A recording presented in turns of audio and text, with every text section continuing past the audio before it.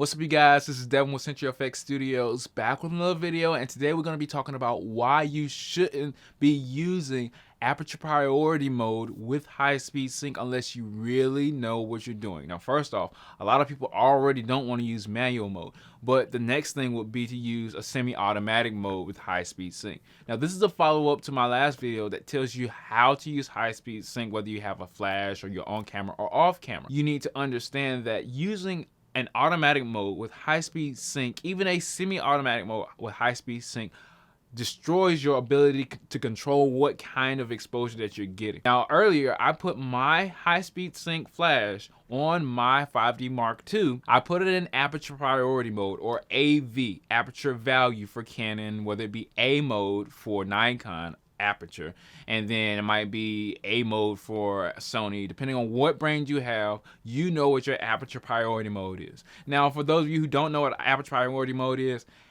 Aperture priority mode is essentially what it says. Aperture is the priority and the camera will set the rest. So basically, you as the controller, the camera operator, you control the aperture, and then the camera finds out the rest based off of what it meters or measures for as far as the light coming into the lens. Now, that little part, that little last part, meant the whole world to high-speed sync, because based off of what your camera sees coming through that lens is going to tell it what to actually set itself to. So everybody knows that what it's like 13 to 14, 18, I think, % gray is what your camera sees as the neutral setting that it needs to go to when it comes to making your exposure. So basically, middle gray is what your camera sees when it knows it's at the right exposure. But what is your camera exactly exposing for? Now, you have 3 kind of exposure metering modes in your camera, but your camera, despite going to the best matrix metering mode in your camera, may not know exactly what you want to meter for, especially if your subject is really small in the frame. It's going to meter for what's in the majority of the frame, and then it's probably going to get it wrong. Why? Because if you're in aperture priority mode and you have a flash that's sending signals back to your camera, and then you have to actually constrict your camera to shooting at a certain aperture, you may not get the right exposure. So let's see the scenario. I'm in this room, and this room is pretty dark. The only thing that's not dark is the big strobe on me. If I go metering for something and I accidentally point my camera to something dark, it's gonna say, hey, I need to ramp that exposure up.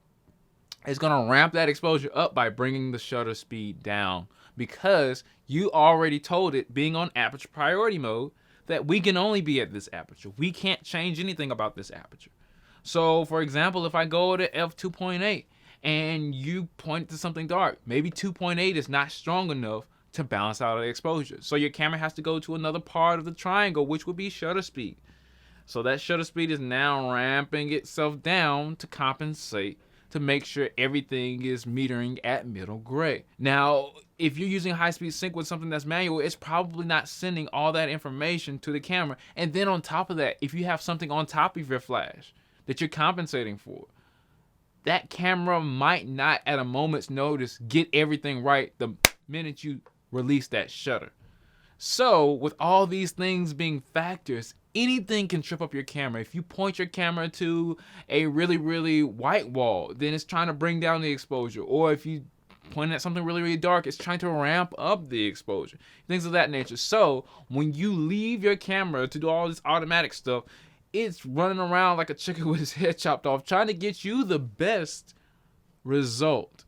But it doesn't know all the factors. And even if it does know all the factors, it won't know exactly what you want as an artist, because you might want something totally different. You might want to flash exposure bracket. You might want to do a whole bunch of other things. You might want to flash exposure compensate. You might want your flash to be really bright, but your ambient exposure to be really dark. Now, you can tune all this in your camera, but if your camera can't find the right target to measure the light for, because it's automatically exposing something, then you're more likely to get the wrong exposure.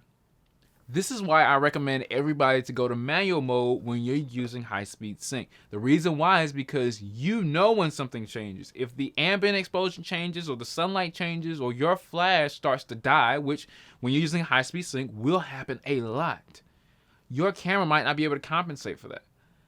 If your flash can't repeat its cycles, or the flash isn't as bright as it was at one point in time, or it can't keep up with the amount of shutter releases that you're doing, the flash can't, or the camera can't compensate for all the different things that are going to change while you're shooting, whether or not it is metering for a subject, whether it's not compensating for the sun, whether it is or not compensating for something else that might have happened that you don't know about.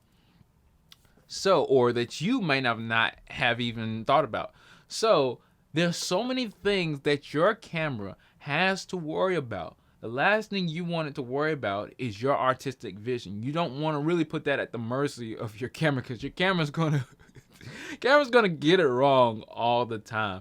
So try your best to start using manual mode. Understand what your flash is doing, understand what your exposure is doing to the picture, and then you'll start to understand exactly how flash affects your ambience, how flash affects all these other things when you're using high-speed sync.